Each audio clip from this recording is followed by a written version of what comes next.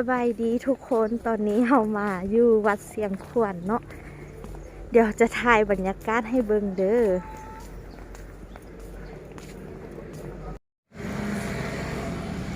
อันนี้จะแม่นทางเข้าวัดเสียงขวัญเนาะทุกคนและบอนนี้จะแม่นบอนซื้อปีอันนี้จะแม่นทางนอกเด้อ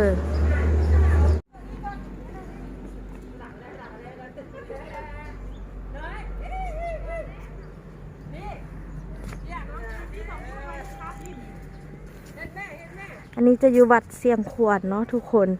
ราคาปีเข้านี้สำหรับคนลาวแมน10,000 กีบสำหรับคนต่างประเทศแมน15,000 กีบ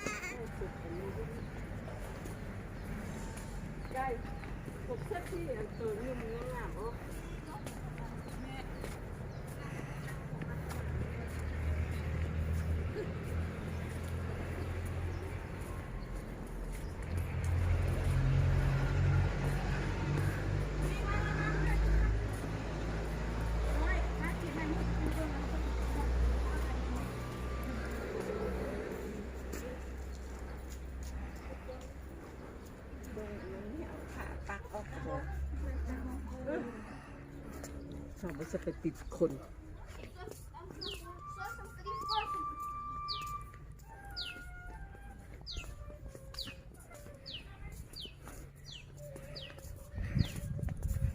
เลข19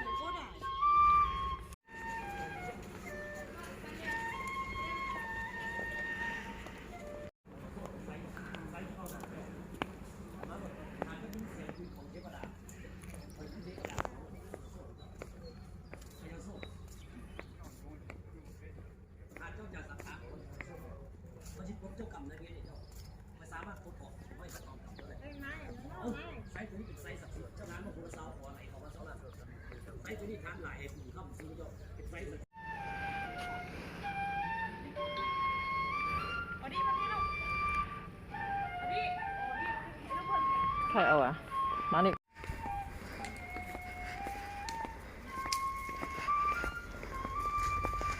Mama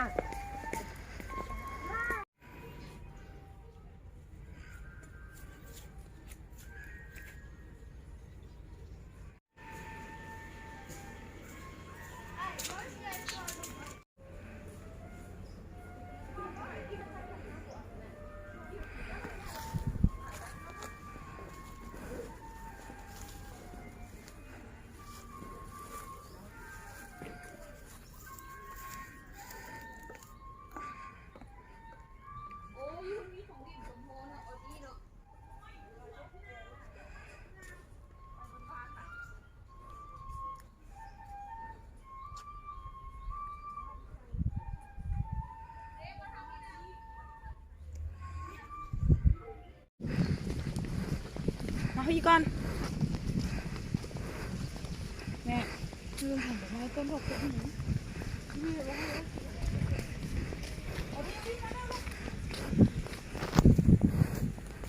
ออดี้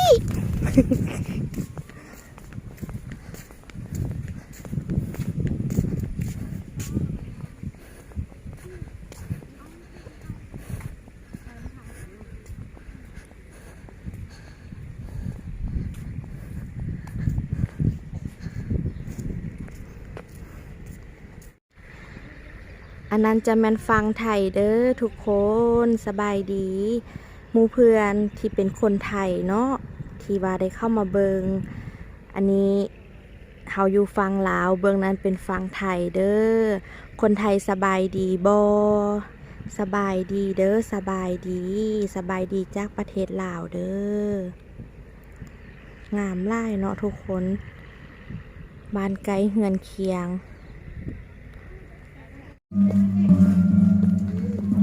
ไปเลย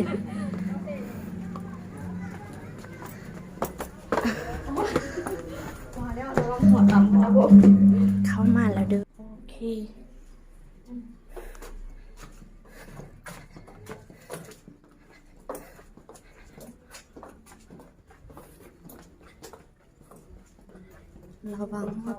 อ๋อ